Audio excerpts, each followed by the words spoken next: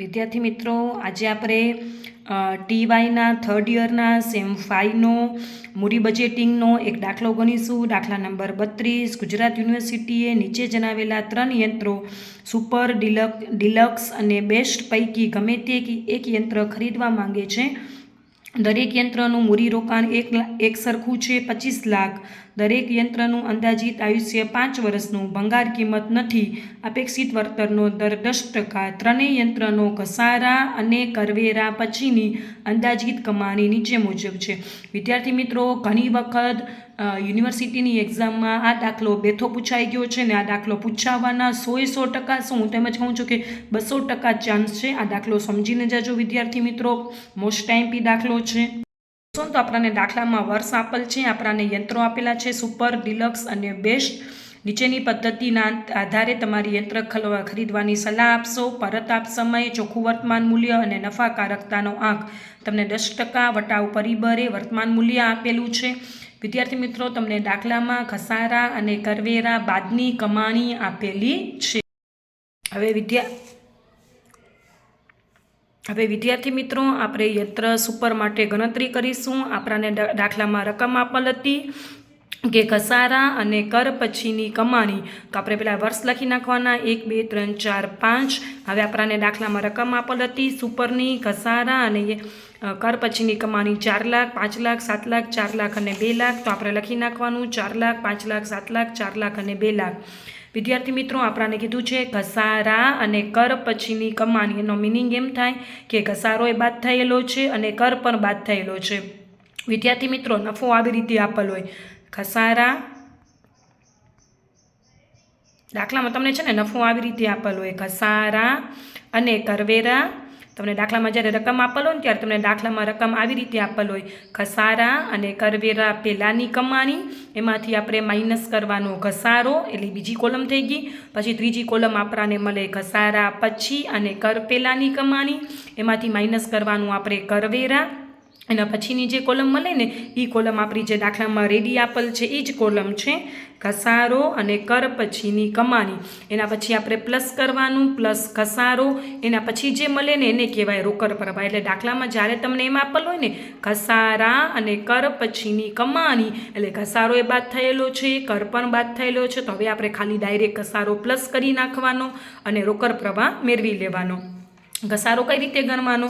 તો તમને દાખલામાં રકમ આપેલ, દાખલામાં તમને કીધું હતું કે 25 લાખનું રોકાણ કરવાનું છે. દરેક યંત્રનું અંદાજિત આયુષ્ય 5 વર્ષ. ભંગાર કિંમત નથી.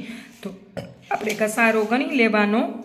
ઘસારો બરાબર પડતર કિંમત ભાગ્યા આયુષ્ય. પડતર કિંમત 25 લાખ ભાગ્યા 5 એટલે ઘસારો 5 લાખ. એટલે દરેક વર્ષે ઘસારો 5-5 લાખ લખી નાખશું. હવે આપણે રોકડ પ્રવાહ શોધશું. તો રોકડ પ્રવાહ કઈ રીતે શોધવાનું? તો ઘસારા અને કર પછીની કમાણી પ્લસ ઘસારો એટલે 4 લાખ, પ્લસ 5 લાખ એટલે 9 લાખ, 5 લાખ પ્લસ 5 લાખ એટલે 10 લાખ. ત્રીજા વર્ષનો થશે 7 + 5 એટલે 12 લાખ, 4 લાખ પ્લસ 5 લાખ એટલે 9 લાખ, 2 લાખ પ્લસ 5 લાખ એટલે 7 લાખ. હવે દાખલામાં તમને વટાવ પરિબળ રેડી આપેલ હતું 0.909, 0.826, 0.751, 0.683, 0.621, જેની મેં કોલમ બનાવી છે. વટાવ પરિબળ લખી નાખ્યું છે. હવે આપણે ગણવાનું રોકડ પ્રવાહનું વર્તમાન મૂલ્ય. તો કઈ રીતે ગણવાનું? તો રોકડ પ્રવાહ ગુણ્યા વટાવ પરિબળ એટલે 9 લાખ ગુણ્યા 0.909 એટલે તમને મળી જશે 8,18,100. પછી બીજામાં 10 લાખ ગુણ્યા 0.826 એટલે તમને મળશે 8,26,000. ત્રીજામાં 12 લાખ ગુણ્યા 0.751 એટલે 9,12,000. ચોથામાં 9 લાખ ગુણ્યા 0.683 એટલે 6,14,700. અને પાંચમામાં 7 લાખ ગુણ્યા 0.621 એટલે 4,34,700. એનો સરવાળો કરશો એટલે આપણને રોકડ પ્રવાહનું કુલ વર્તમાન મૂલ્ય મળશે 35,94,700. હવે આપણે ગણીશું વિદ્યાર્થી મિત્રો પરત આપ સમય. તો પરત આપ સમય માટે કઈ રીતે ગણવાનું વિદ્યાર્થી મિત્રો? તો પરત આપ સમયનું તમે સૂત્ર ખાસ નોટ ડાઉન કરી નાખજો. રોકાણનું મૂલ્ય માઇનસ રોકડ પ્રવાહનું મૂલ્ય, એટલે આપણે વટાવ પરિબળ પહેલાંનો જે રોકડ પ્રવાહ મળ્યો હતો ને 9 લાખ ને 10 લાખ એ ધ્યાનમાં લેવાનું. તો રોકાણનું મૂલ્ય તમને દાખલામાં કીધું હતું કેટલાનું રોકાણ કરવા માંગતા હતા. આપણને દાખલામાં કીધું હતું કે 25 લાખનું રોકાણ કરવા માંગે છે.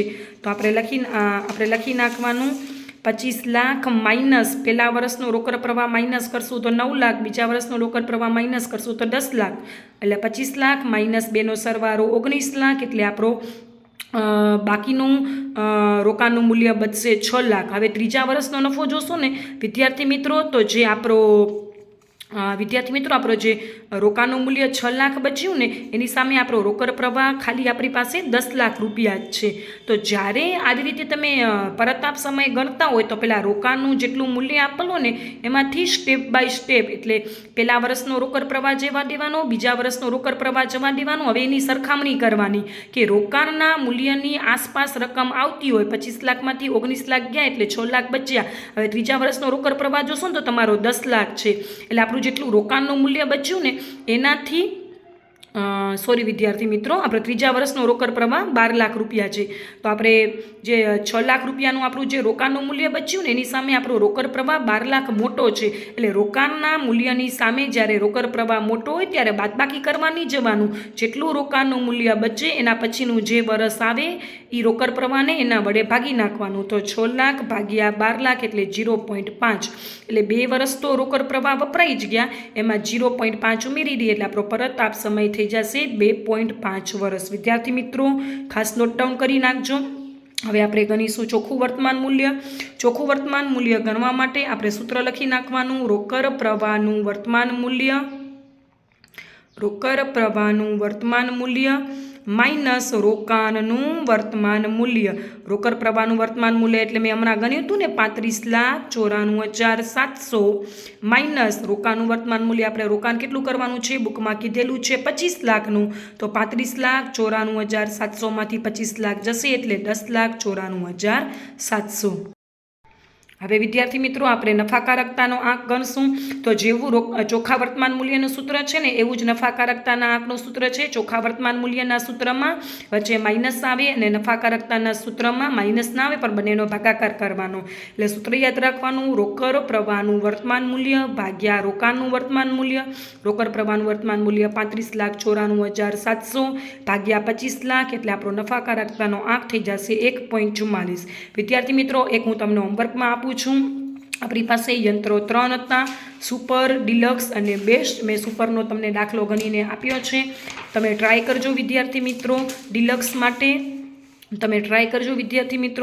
માટે અને બેસ્ટ માટે. જો તમને કાંઈ પણ પ્રશ્નો થાય તો જરૂરથી મને કમેન્ટ બોક્સમાં જણાવજો, હું તમને દાખલો સોલ્વ કરીને અપલોડ કરી દઈશ. Thank you for watching.